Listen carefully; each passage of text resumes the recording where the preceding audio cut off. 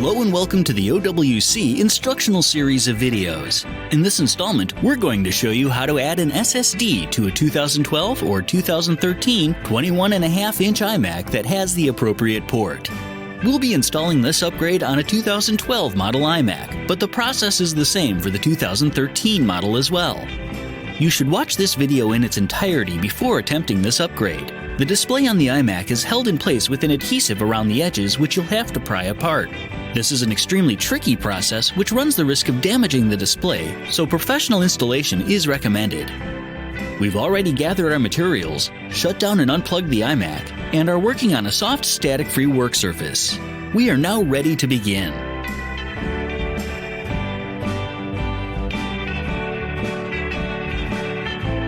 In the lower right corner, insert just the tip of a nylon pry tool from the NewerTech toolkit between the display glass and the chassis. Run the pry tool up the side just enough to create a gap wide enough to insert the removal tool. Slowly work the removal tool along the edges of the iMac, taking care not to push the tool in too deep or pull out too far on the glass. This may take some time. The corners may be a little tricky, so you may need to go over them a couple of times. When near the camera, insert the removal tool only as far as the very edge of the iSight camera port so as not to damage the camera itself. Continue around the iMac until you reach the other side.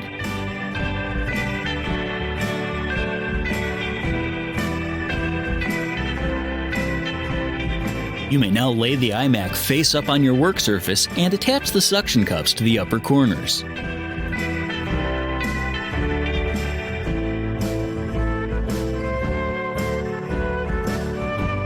Do one last check to make sure you've loosened all the adhesive around the edges of the iMac. Then lift up on the glass using the suction cups. Inside near the top, you'll need to detach two cables. For the first, simply slide it out of its socket by its tabs. For the second cable, first lift up on this plastic tab to unlock the connection. Then slide the connector out. You can then angle the display the rest of the way up, remove it, and set it aside. We need to get at the back of the main logic board. To do that, we'll first need to remove a number of other pieces, starting with the hard drive. To remove the hard drive, first remove these 4 screws.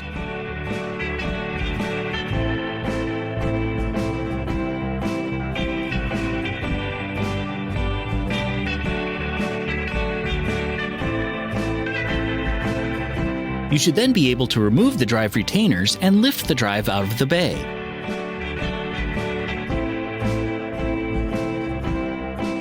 You can then disconnect the SATA connections from the drive and set it aside. Next, we're going to remove the fan.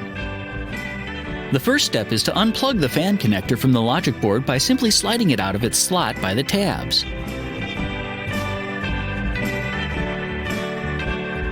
Then, remove these 3 Torx T10 screws.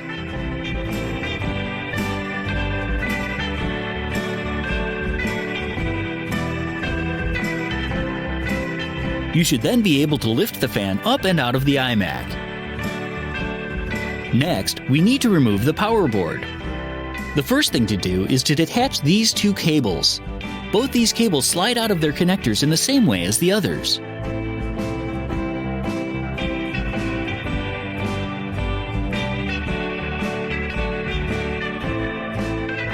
Next, remove these 2 Torx T10 screws holding the board in place.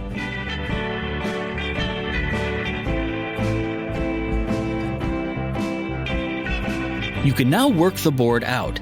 This is somewhat tricky as you'll need to lift up on the plastic flange on the chassis to make enough room for the board to slide out.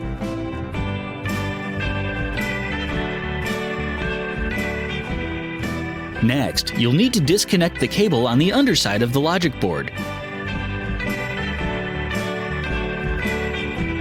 There's a small clip on it which you'll need to push down on in order to pull it out.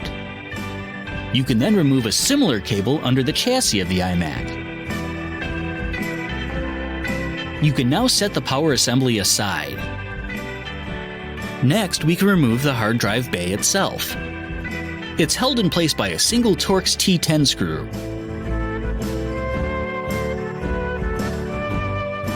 Once it's removed, you can then move the bay out of the way. Then, remove the wires from underneath this large metal clip.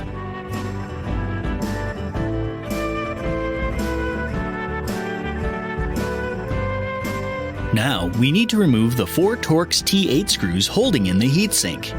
It'll help tremendously if your screwdriver head is lightly magnetized to hold onto the screw. If not, you can use the tweezers that come with the newer tech kit to help pull the screws out.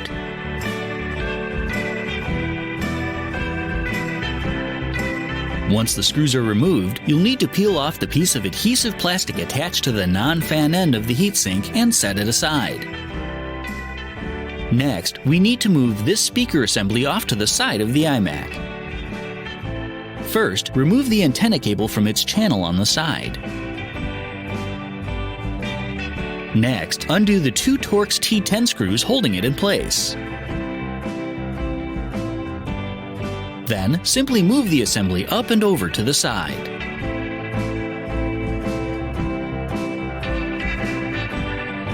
Now it's time to disconnect all the cables from the logic board, starting with these 4 antenna cables.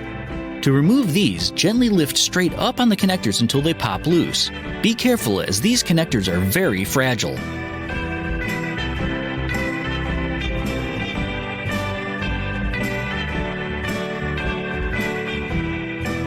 Next, detach these 2 cables. For the camera cable, lift up on the tab to unlock the small handle. Then slide the connector out of its socket.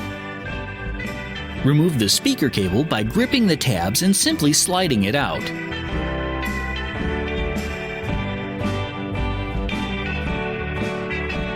Undo this connector by simply lifting upwards on it.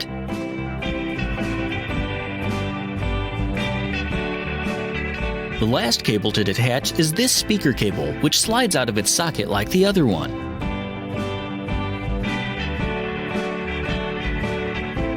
Now we can remove the 4 Torx T10 screws that hold the board in place.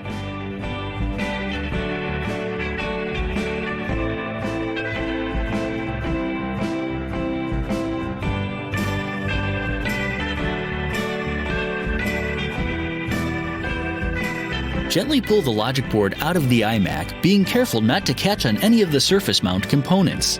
The SD card reader will be blocked by one of the screw mounts, so you'll need to angle the board to the side to get around it. You can now remove the board and flip it over.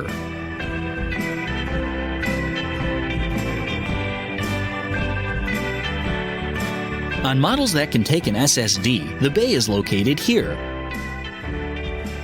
The notch in the SSD connector lines up with the pin in the bay. Simply slide the SSD module into place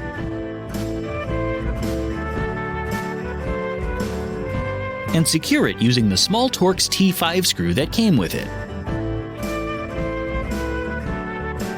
You may now place the logic board back into the iMac, again being careful not to accidentally damage any of the surface-mounted components. It may take a little maneuvering to get it to fit into place. After making sure no cables are trapped underneath, you can replace the 4 screws that hold the logic board in place.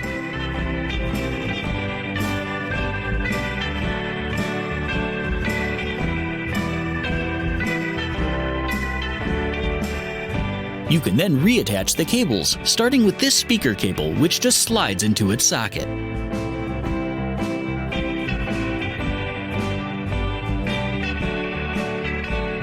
This connector simply lines over its socket on the logic board and snaps together. Next are the other speaker cable and the camera cable. Slide the camera cable into its socket, then lock it into place with the small handle.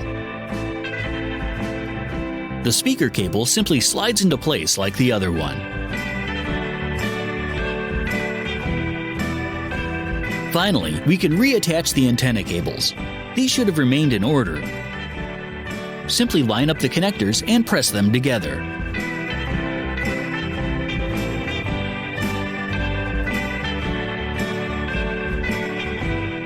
We can now move this speaker assembly back into place and tighten the screws to secure it.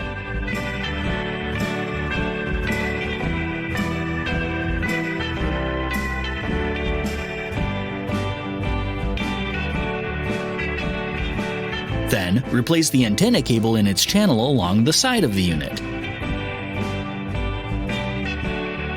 Finally, use a screwdriver to gently tug on the fabric loops to make sure none are stuck underneath. Next, we need to replace the heatsink screws. The two screws towards the bottom of the iMac are slightly thicker, so we'll start with those. The slightly thinner screws can then be replaced.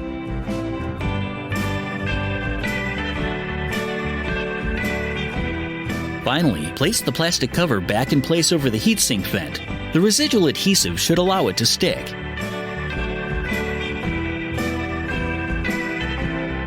If the wires on the back of the drive bay came loose, you'll need to reroute them. First, route the thinner cable through the guides, then the thicker one. Set the bay into place and tighten the screw part way to hold it while you make sure the cables aren't pinched underneath.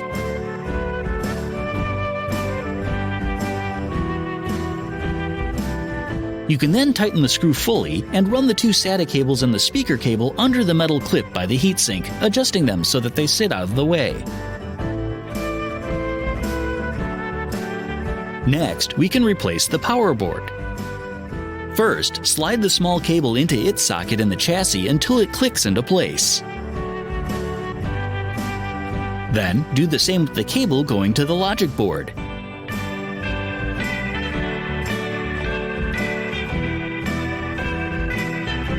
You can now maneuver the board into place, being careful not to catch it on the plastic flange on the chassis. You may also need to push the logic board power cable out of the way underneath so that the board can lay flat.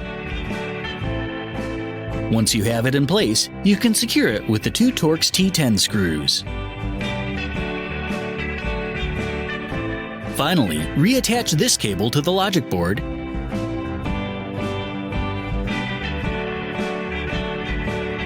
and this one to the power board.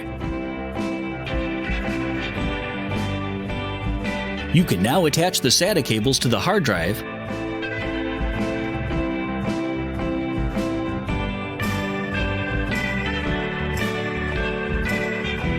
then set the drive itself into the bay. Place the drive retainer with the flat edge into place, making sure not to pinch the wire, and secure it with the two medium-sized screws.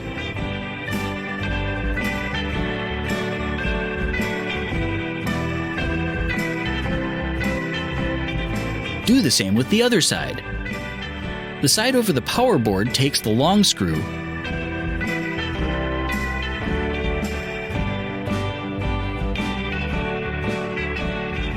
and the smallest screw goes in the remaining hole.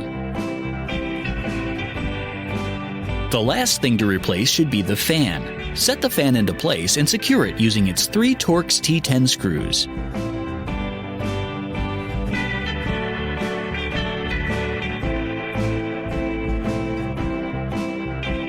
You can then reattach it to the logic board by simply sliding its connector into place.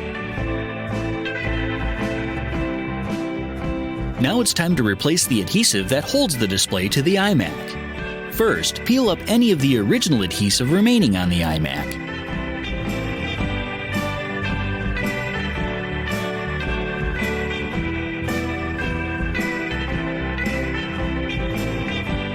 Then do the same on the display itself. Along the top edge, though, you'll want to start in the middle of each side so that you don't accidentally peel off the sealing tape on the display itself. Starting from the bottom corners, you can now attach the adhesive strips around the side edges of the iMac, replacing the pieces you just peeled off.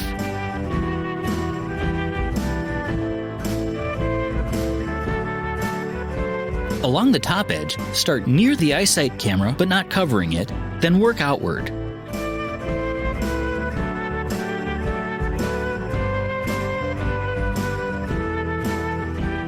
You may need to trim the tape in the corners a little bit. Do not put any tape along the bottom edge. Once all the pieces of tape have been placed, you can remove the paper backing and set the display along the bottom edge. But don't close it yet. We need to reconnect the video cables. Reattach the lower cable by sliding the connector into its socket and locking it into place with the handle. Then, simply slide the last connector into its socket.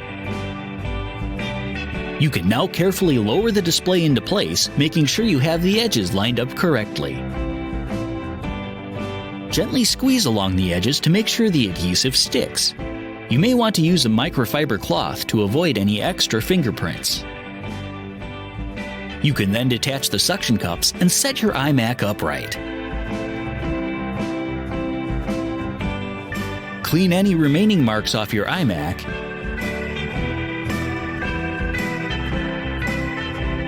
and you're ready to plug it in, hook it up, and turn it on.